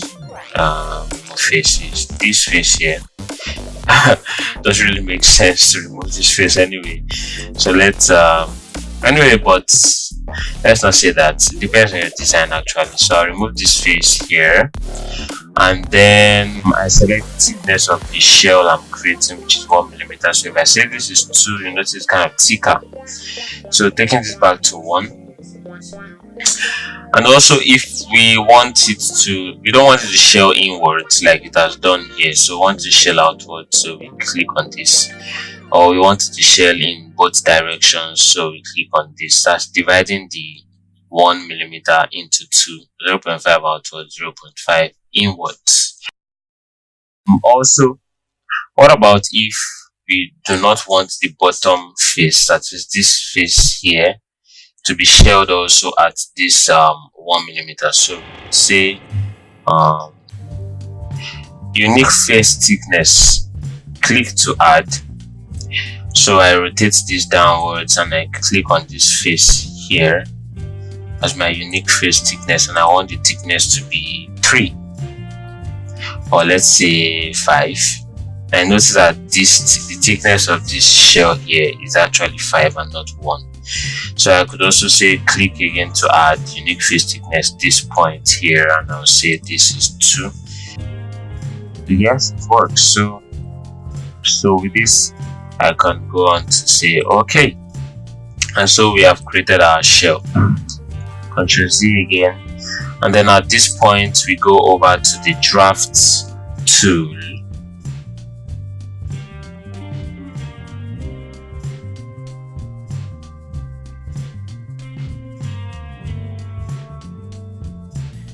So with the draft tool, we already have a solid object, and then we are deciding to create a draft with it. So I select on this draft, and then we have 3 different ways to create our face drafts. So the first is the fixed edge. We have this here, which is the pull direction. Now I'm going to select this face as my pull direction. That means the draft is coming in this direction. Notice the arrow here. And then the next is to select the faces that I want to create a draft with. That's 1, 2, and let's say I rotate this way, 3. So now I didn't select the one at the bottom, and then I change this to something that will be more visible. Let's say 12. Okay. Now what do you notice? You see that that's created a draft in this direction, right? Now what about if you don't actually want the draft to come downwards this way? So we say -12, and then the same draft, but this time around is creating it upwards.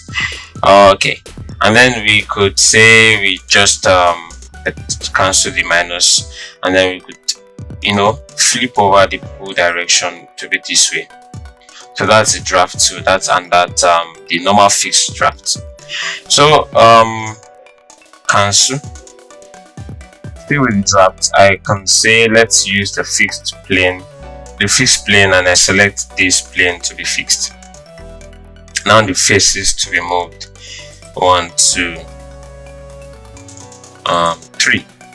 Now I notice that at this point we did not like say direction, or sorry, fixed edge, but it's still the same thing anyways, just that in the case of the fixed edge we're selecting the direction of the plane, but this time around we are saying the fixed plane, the plane that doesn't change its orientation. Notice that this is still fixed and also fixed in this way. So if I make this 12, so that is the fixed plane, and this is still fixed this way. So that's basically the fixed plane function. Okay, so I say cancel, and then we also have the last one, which is the parting line for draft 2. Selecting on this now, I've already created this line here on this face. So the pull direction is the first thing I want to select, which should be, let me pick this direction, so it's pulling upwards. And then the parting tool, so I'll select on this line, and then the faces, I select this face. Okay, and then the draft should be about 12 or so. Now you notice the change that has been made. At that parting tool point, it kind of stops the draft and then goes in the opposite direction, right? Yeah. So this is actually also very simple. Aside from the fact that this is fixed pattern line, but we could change this to move pattern line. So selecting this now, you notice that it's kind of moved forward a bit, and this is fixed, so it doesn't move. This was the original point where the pattern line was, so it ensures that it doesn't leave this pattern line. But with this now, we're creating it from this point, so I could drag this out. As you can see, this is the angle I'm dragging actually. let me see. Okay, let's make this way, and then say the angle for top should be changed, or the angle for bottom, the angle for both. So this is the draft tool, and then all of these functions together. Okay, so say okay, and then this is what we have having used the draft tool. So we go over to thread.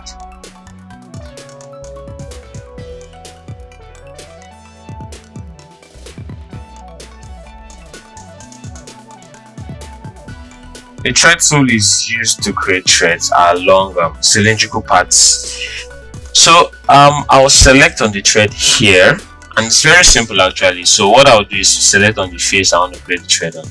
So at this point in time, the thread is kind of like cosmetic, so it's not really cutting into this, but it's creating the cosmetic feature or image that the thread is actually here. So then I could change it from being full length to, let's say, 30, and then also create an offset of 5, so it starts after 5 millimeters. So I could also change the specification of this, let's say this, and I make this let's say location full length again, and then we say specification should be right-handed or left-handed. This should actually show, but I think probably where I'm viewing it from. But then anyways, so that's the thread tool. It's very simple to use. As you can see that the tools here are not even much at all. And then we go to the next tool, which is the combine tool.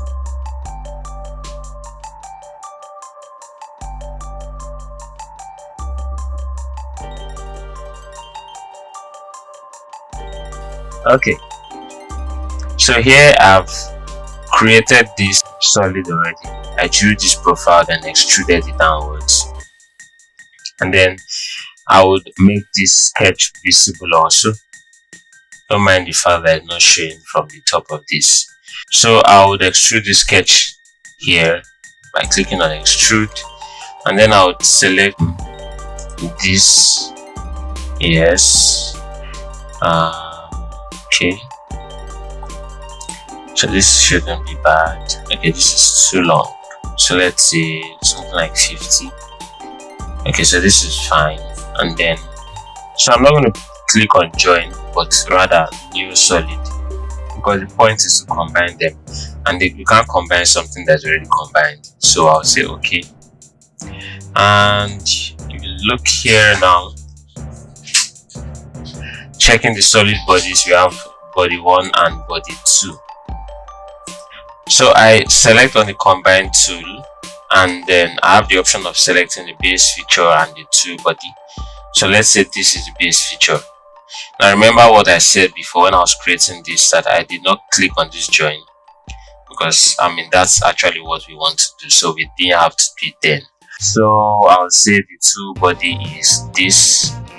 So I could pick on join and say keep the tool body and say okay. Now if you check up here, we have how many solids now? Just 1. So this solid 8 is kind of suppressed, so you notice that the solid 2 covers both, which is 1 body. So if I say Ctrl Z and then do the combine again, the base structure this and the 2 body this, and this time around I say cut, right? And I say okay. Now you notice what's happening. So we cut that body through the base body, so that's why you could see these holes there this way. Alright, so Ctrl Z. So what if I said the base body here and then the 2 body here, and then I this time around say intersect, and then okay. And this is what we have. So this combine tool is actually, it's kind of like the things that we used before when we were creating the extrude, but then this is for the instance where you have already created your solid bodies and then you have to make changes like this. Okay, so at this point we go over to the next, which is thicken or offset.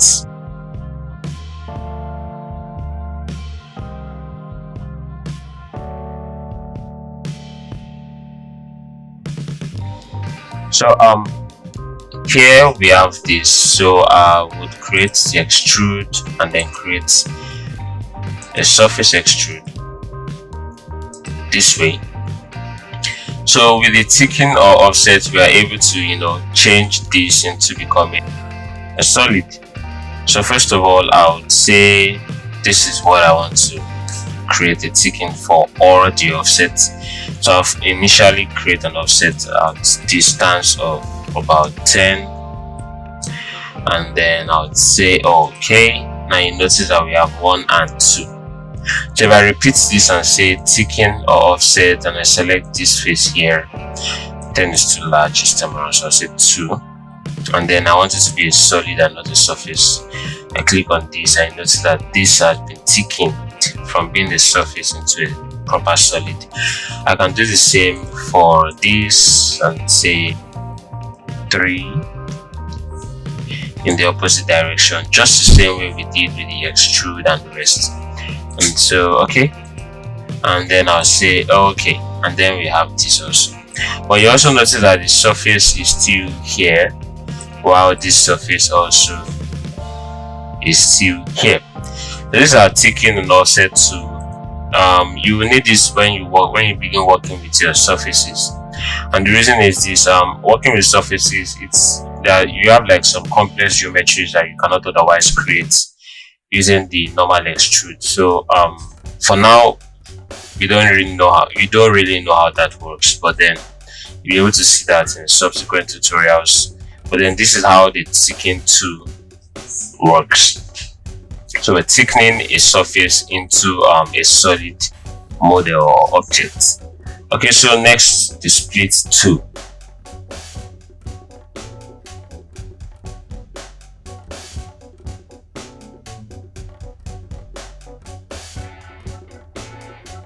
So in this instance, we have the solid body, and then I also created this surface that actually cuts through this solid body.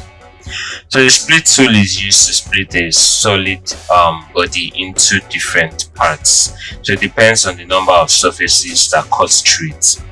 So here now I'll select my split tool, which is this, right? Then I can select the face I want to split, and also select this face here, then say okay. And notice what we have: this face has been split into 2, 1 and 2. So also this face here. However, the faces behind are still as 1.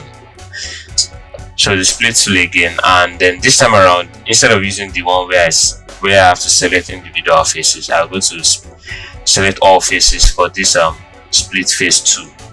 So the split tool is this, and then these faces, I select the object and say okay. So it splits all the faces all around wherever the split tool cuts, and then Ctrl Z. So the split tool again, we have this, which is trim tool. This trim tool helps to cut a particular face into different parts. So in the case where we're trimming or splitting just the face, this time around we're splitting the entire solid itself. And then for this trim tool, it deletes a particular part, like whether the part below or the part above. So I say the split tool, select on this and say the split tool is this tool. Now I notice that the part to remove, the red is pointing upwards. I could change it to go downwards. So if I say upwards and say okay, it deletes the part which is on top. On Ctrl Z, split this way and say this direction, deletes the part which is beneath. Okay, and then lastly we have this split solid. So in this case, it's very similar to this trim solid, but the difference is that it doesn't delete any parts. It keeps the both of them, even though it has split them. So the split tool is this, and I say okay, and notice the top is here and then the bottom is also present. So this is the bottom and this is the top. So that's our split tool for us, and then we go over to the next tool, which is direct tool.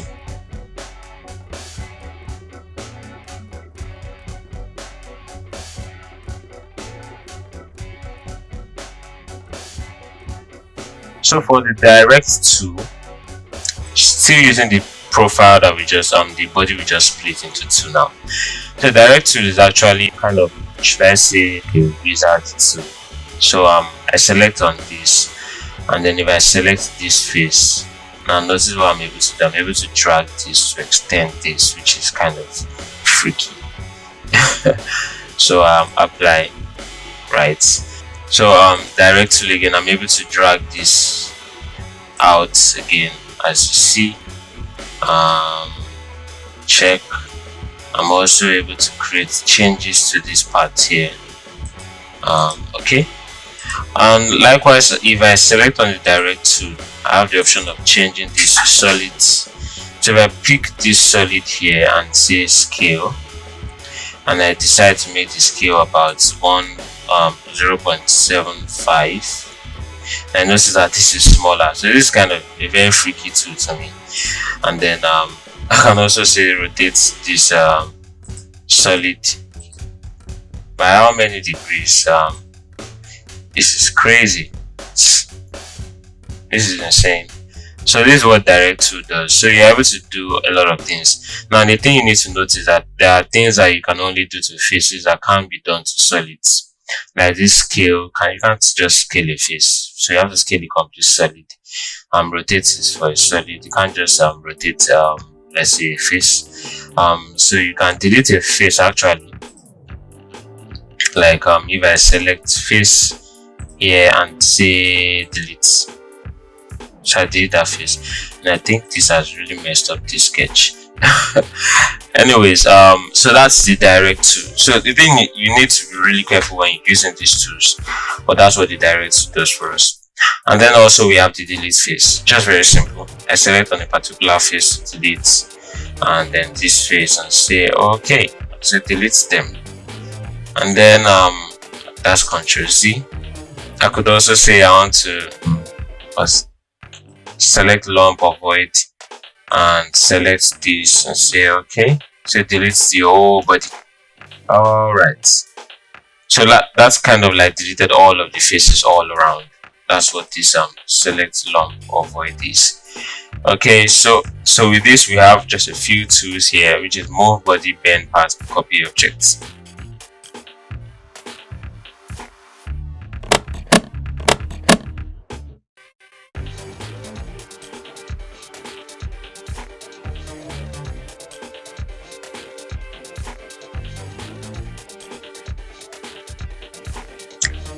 So to beginning with the move bodies, you click on this drop down and say move bodies. It's very simple actually. Select on the body to move, and since this is 10, automatically you notice that the green highlight is shown here. So I could also say this is 30, which is the y direction, taking a cue from this arrow here. Now I can also say the Z offset is let's say 25, or it could be minus 25, so it doesn't really matter. So we're just moving all of these bodies around. So I could create a free drag, which is I think this way, selecting on this and dragging around, or we could say move along ray. So let's say this is 50, and then the ray is kind of this line. So you notice that it's kind of at 50 from that line this way or this way. So we could also say rotate about a line, and if I select on this line as the line to rotate about, and notice that this is being rotated. If I choose 60 degrees, now you see this.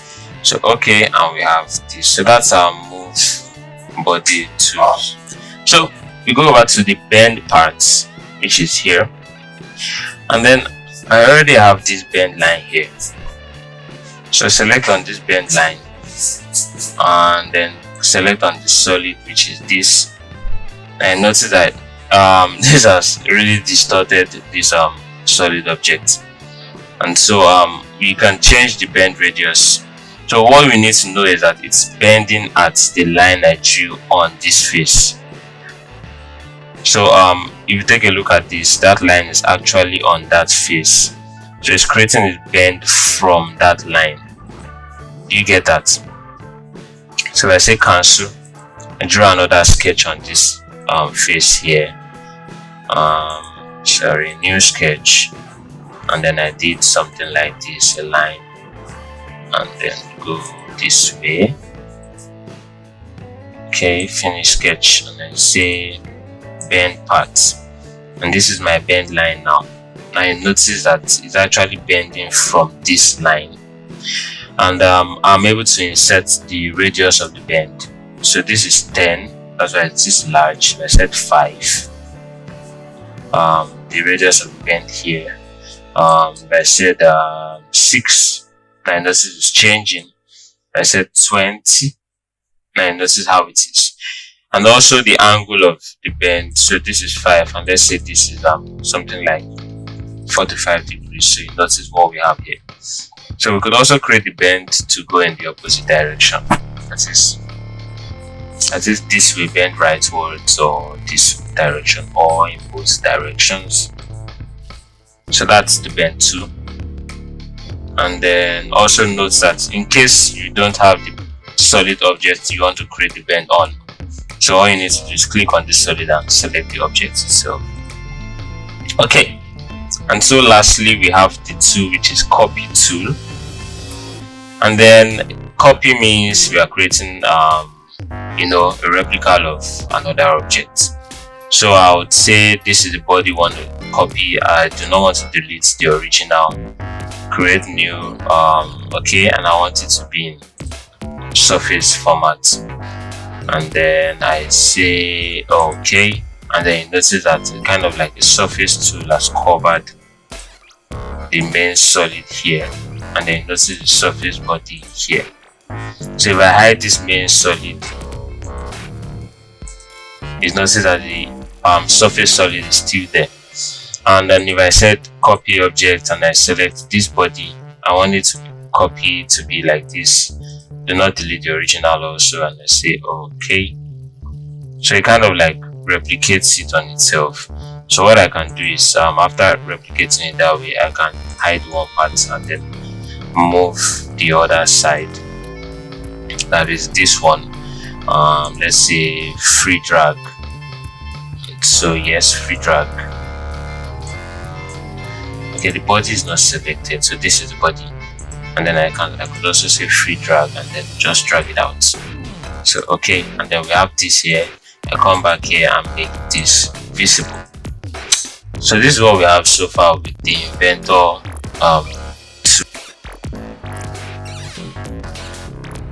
Hi guys and ladies, I hope this volume of features helped you get on track with this software. As stated at the beginning, you can place your questions and complaints at the comment section, and I am sure I'll take a look and make efforts to answer all. Also, following this video will be a volume containing some Inventor exercises with video skills. Alright then, if you are yet to subscribe to this channel, please do hit the notification bell also, so you get notified when new uploads are made. Thank you very much guys, and this is Ola saying have a great day.